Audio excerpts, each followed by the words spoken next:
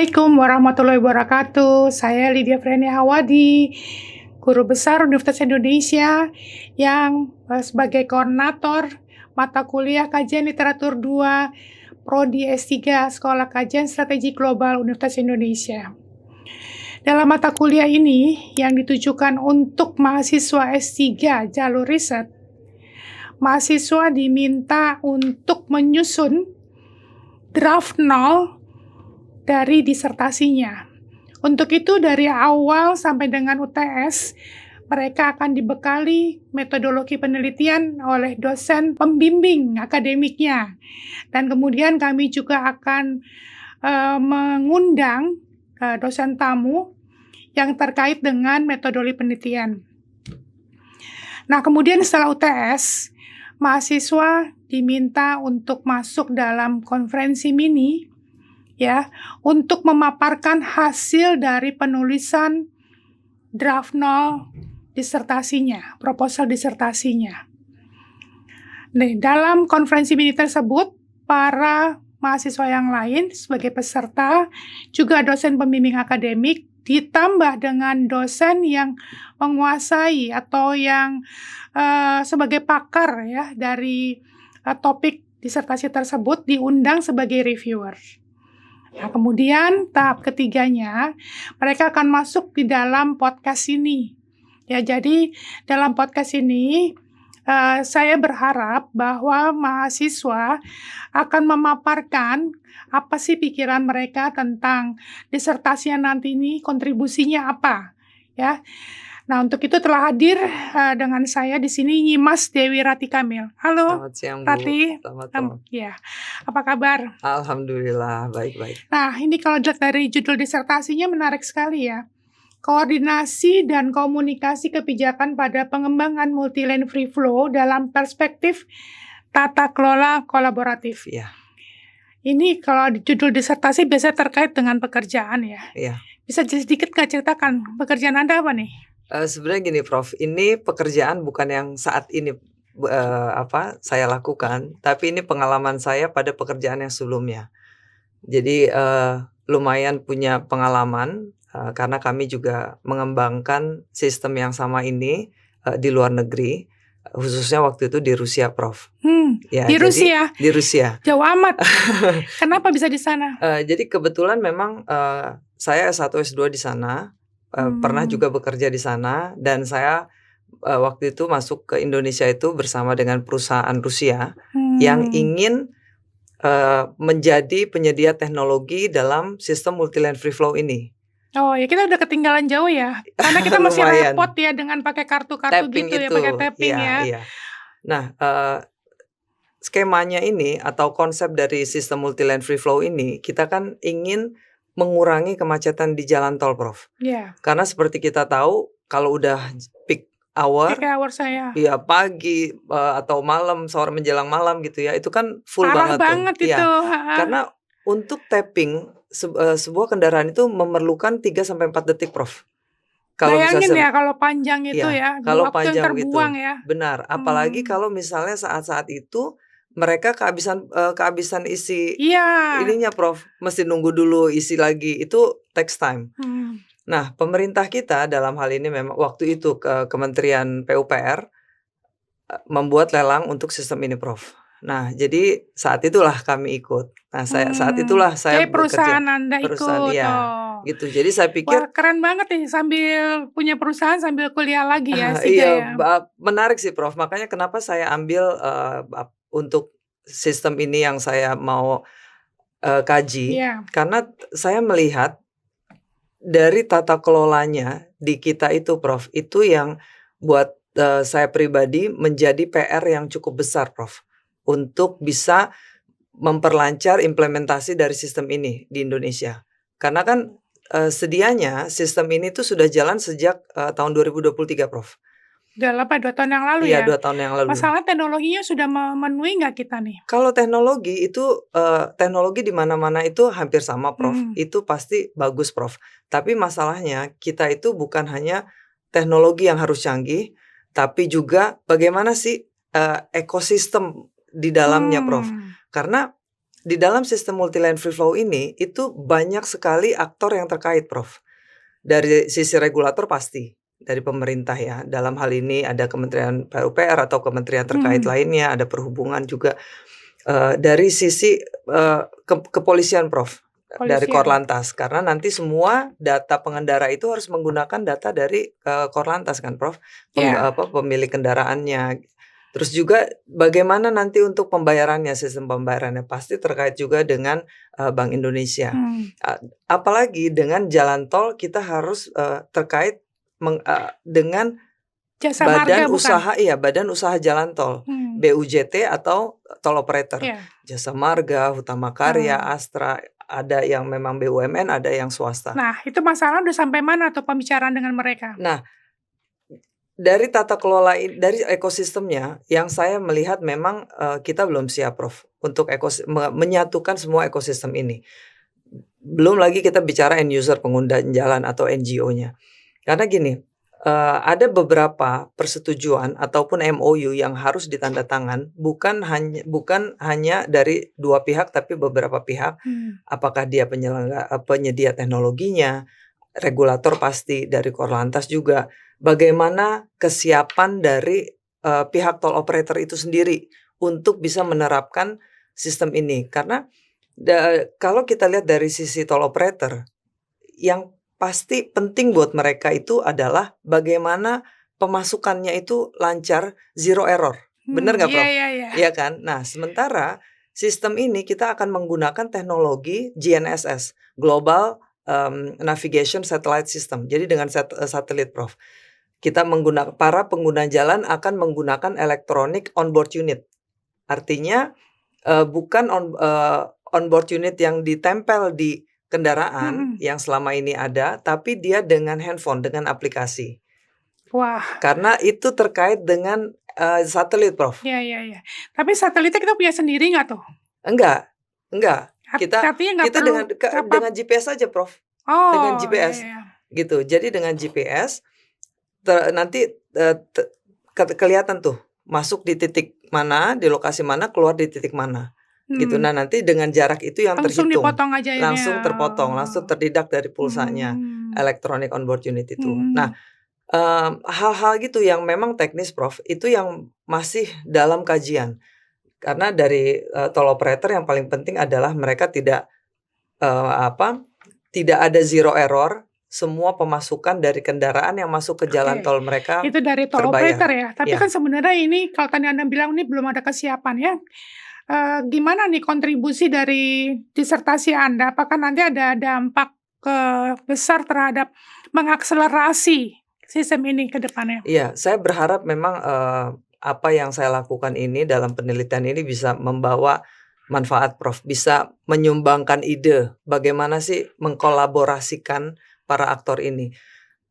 Yang saya lihat memang ada beberapa ego sektoral mungkin yang saya bisa secara singkat katakan bahwa misalnya dari sisi regulatornya juga, Prof, itu kita tidak mudah, Prof, menyatukan karena ini bermain juga dengan data pengguna, Prof. Tapi masalah data ya, apakah untuk data ini memang sudah tersedia market dari sisi apa tadi Ditlantas ya? Korlantas. Iya. Apakah itu mereka juga sudah memang punya semuanya data itu? Korlantas sekarang semakin canggih, Prof, untuk memperbaharui semua data pengguna kendaraan karena Korlantas sendiri sekarang kan memiliki ETLE, tilang elektronik itu, Prof, yang lagi sedang dikembangkan di seluruh Indonesia. Nah, ini tinggal nanti harus mengintegrasi, Prof, karena masing-masing ETLE di masing-masing provinsi itu ya sejauh pemahaman saya belum terintegrasi. Nah, itu kita memang harus mengintegrasikan itu dan kita makanya itu kita harus membuat perjanjian beberapa pihak untuk bisa mengakses data tersebut. Ya, sebenarnya ya tilang elektronikanya juga masih baru ya, sesuatu yang baru. Tambah lagi ini baru lagi kan. Baru lagi. Bagaimana nih kesiapan psikologis dari masyarakat untuk itu? Sosialisasi udah ada belum? Sosialisasi sudah dimulai sejak tahun 2022, Prof, oleh penyedia teknologi dan juga dari regulator. Dalam hal ini Badan Pengatur Jalan Tol di bawah Kementerian PUPR waktu itu sudah diadakan sosialisasi mengenai sistem multi lane free flow ini. Tapi secara saya pribadi menilai bahwa pengendara kita end user dari sistem ini belum sepenuhnya siap, Prof. Karena kita melihat perilaku pengendara kita, Prof. Itu kan macam-macam ya, Prof, ya, majemuk ya, Prof. Ada yang memang taat, ada yang memang kurang taat. Sebenarnya itu di seluruh dunia banyak yang begitu-begitu, yang bandel-bandel, yang nakal-nakal. Nah, ini menarik. Kalau misal tadi karena ini sekolahnya adalah kajian strategis dan global, Anda harus perbanyak contoh dari negara-negara ya, yang udah melakukan ini. Sebenarnya negara mana sih ya? Benchmark itu Anda mau ngambil dari mana? Negara mana aja? Sebenarnya gini, saya mau kalau misalnya mencari perbandingan negara mana, mungkin untuk mencari yang apple to apple agak susah, Prof. Karena kalau misalnya kita ambil di Rusia itu terlalu besar secara geografis, itu juga tidak masuk dengan perbandingan di Indonesia. Kemajemukannya tuh kurang mirip. Kalau kita ambil dari Asia, ini mungkin yang saya akan pelajari, Prof. Kalau Singapura memang kan tidak juga sesuai, Prof. Tidak apple to apple dengan Indonesia. Saya lagi mau cari apakah India yang India karena udah melakukan majemuk. itu. India sudah ada multi lane free flow. Berapa lama itu? Belum lama, Prof. Masih dalam early stage lah. Masih baru, tapi kita ya karena kita memang melihat dari tata kelola ini, Prof. Yang menarik itu adalah justru kesiapan dari juga regulatornya. Karena kalau kita bicara tadi tentang end usernya, tentang pengguna jalan pasti dimanapun ada yang taat, ada yang tidak taat. Tapi ketika law enforcement-nya sangat tegas diberlakukan, itu mau tidak mau pelan-pelan itu pengguna jalan pasti akan mengikuti peraturan pemerintah. Misalnya dia melakukan pelanggaran, pemerintah menindak, law enforcement-nya jelas, itu ada rasa ingin taat jadinya, Prof. Tapi kan kalau yang sekarang terjadi di Indonesia, itu untuk pelanggaran, Prof, bisa mengajukan hanya bayar paling tinggi itu 500.000, Prof. Tidak menimbulkan efek jera kalau menurut saya. Sebenarnya agak kontradiktif ya. Kalau dengan adanya sistem ini kan udah langsung nggak perlu ada transaksi ya di gerbang tol ya. Tapi ini masalah kalau mereka tadi melakukan pelanggaran, itu masih yang tradisional. Nah itu jadi berarti nggak kontradiktif tuh. Jadi gimana ya supaya itu juga telah dilakukan secara elektronik juga? Sebenarnya gini, Prof. Korlantas itu dengan adanya tilang elektronik itu atau ETLE itu semua sudah mulai digitalisasi, Prof. Gitu. Tapi memang besaran dendanya ini, Prof, yang masih menurut kami itu kurang menimbulkan efek jera. Itu kalau misalnya orang melanggar kan dapat surat cinta lah, Prof, ya ininya kan dapat surat pelanggaran harus bayar ini, harus bayar. Tapi memang itu yang bahkan kalau misalnya dia harus masuk, memang sekarang masih harus datang ke pengadilan, Prof. Malah kalau misalnya dilihat itu bisa sampai 100.000 aja, Prof, bayar dendanya. Ya terlalu kecil ya. Iya, jadi itu tidak. Efek jerahnya tidak ada. Nah, jadi dengan judul disertasi koordinasi dan komunikasi kebijakan, sebenarnya apakah itu cuma lebih pada deskriptif ya? Jadi apa nggak terlalu terlalu simpel? Karena menurut kami itu yang utamanya justru di tata kelola ini, Prof. Koordinasi antara para stakeholders dan komunikasinya itu yang menurut saya itu justru menjadi PR. Kalau kita lihat dari sisi teknologi, Prof, teknologi no issue bisa menyesuaikan. Oke, tetapi maksudnya di sini adalah kesiapan. Jadi adalah faktor psikologis dari masyarakat ya. Jadi bagaimana hubungan antara kesiapan masyarakat menghadapi digitalisasi ya di dalam jalan tol ini seperti itu. Itu nggak dilihat. Nanti responden Anda siapa? Apa nggak ada responden? Cuman apa? Ada, Prof, ada. Pasti ini kita responden kami dengan pengguna jalan itu pasti ada, Prof, karena ini tidak terlepas dari itu. Itu karena itu juga kesiapan, kita juga bicara tentang kesiapan masyarakat. Tapi sejauh pengalaman kami, masyarakat itu akan mengikuti apa yang diputuskan pemerintah jika itu baik. Sama halnya seperti kita dulu adanya tapping jalan tol kan itu kan awalnya kan juga ada penolakan kan, Prof. Ya kan, penolakan, tapi kan adanya sosialisasi, edukasi itu kan memang sangat diperlukan, Prof. Karena kalau kita tidak memaksa untuk melakukan ini, Prof, kita akan tertinggal terus dari Iya. negara lain, Prof. Tapi cuma saya pikir gini ya, kalau misal menggunakan ini, kita nggak bisa melakukan pre dan post ya. Artinya karena ini belum ada kan. Iya. Ya, tapi kira-kira apakah di dalam bisa ditanyakan pada respondennya, kira-kira berapa bukan kerugian atau apa ya dengan dia dengan sistem lama, dengan sistem baru, apakah itu ada perbedaan jauh atau enggak? Apakah sampai ke sana nggak? Iya, pasti, Prof. Pasti saya akan juga minta masukan dari juga pengguna jalan. Kira-kira ketika sistem ini berlaku, itu tuh menurut mereka tuh seperti apa? Apakah akan memang mengurangi kemacetan dan juga tidak merugikan pengguna jalan? Itu juga pasti akan kami ini kan menjadi studi kami, Prof. Pakai teori siapa ini? Ansel and Gush itu dari kolaboratif governance, tata kelola kolaboratif. Dan itu udah dilakukan, teori tersebut sudah dipakai lama? Mulai tahun 2018 kalau saya tidak 2018 salah. dan sudah banyak digunakan? Sejauh ini saya belum bisa, dari 2008, Prof. Ansel and Gush ini. Lumayan ya? Lumayan, iya. Dan udah banyak yang menggunakannya, Iya. artinya di negara mana? Saya terus terang waktu itu ngelihat, karena saya kajian literatur saya itu saya mengkaji yang berkaitan dengan multi-lane free flow di beberapa negara. Kalau Asia itu dia udah dipakai di Jepang, di Korea, Malaysia juga, Singapura, India juga. Dan dalam artikel jurnal yang Anda baca, itu menggunakan teori itu. Iya, ada beberapa teori itu. Dan hasilnya apa? Bagaimana? Jadi kalau dilihat hasilnya itu mereka lebih membicarakan memang masalah lebih ke teknologinya, dan juga yang saya lihat itu untuk kolaboratifnya itu sangat sedikit, Prof. Jadi ketika dilihat memang ada beberapa yang menggunakan ini, cuman tidak begitu mendalam, Prof. Jadi kenapa saya ambil teori ini, karena buat di Indonesia ini kan lebih keadaannya tuh lebih pelik, lebih majemuk, Prof.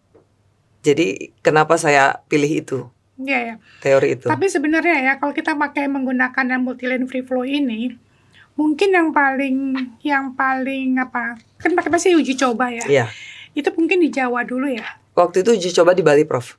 Tahun 2023 akhir sampai 2024 awal. Dan kira-kira menurut Anda ini bisa dipakai ke seluruh Indonesia untuk semua tol itu berapa lama?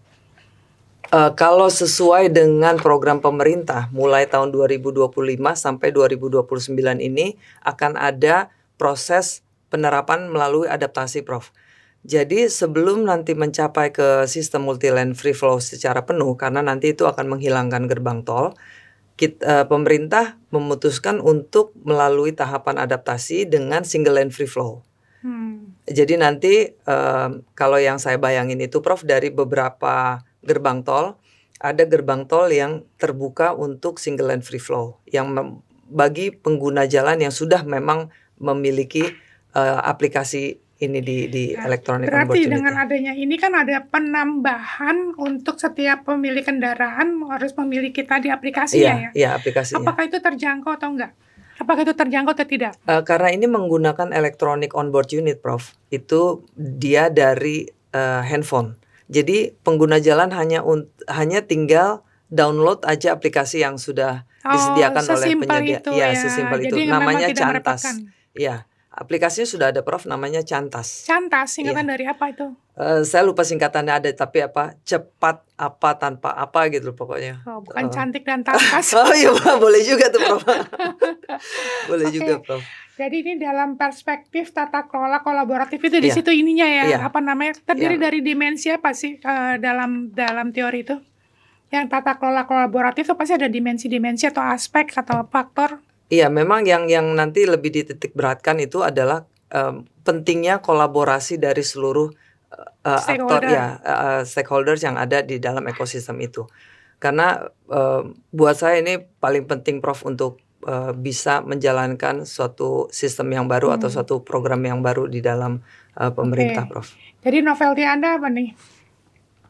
Novelty saya nanti itu mungkin bertujuannya untuk mengisi kesenjangan literatur Prof mengenai tata kelola kolaboratif ini, terutama dalam hal implementasi sistem multi-lane free flow di Indonesia.